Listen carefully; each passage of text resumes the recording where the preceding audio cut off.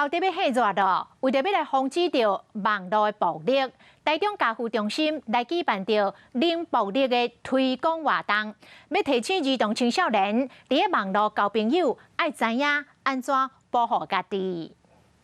网络交朋友若无注意，就有可能互骗去。提醒家长要注意囡仔交朋友的状况，另外嘛要掌握这几个原则。所谓的3不2要，就是不要拍私密的照片，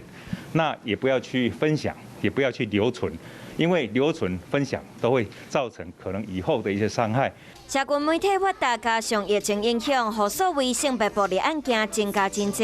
比2020年增加要5成。现在的状况就是孩子在使用网络社群、网络媒体这样的部分是他们生活的一部分，所以我们希望也大家重视这个数位性别暴力的影响。还有民众用网络来交朋友，要记注意，避免去互骗。 华视新闻看起来，赶快订阅我们的华视新闻 YouTube 频道，欢迎按赞、订阅、开启小铃铛，最新最及时的资讯要提供给你。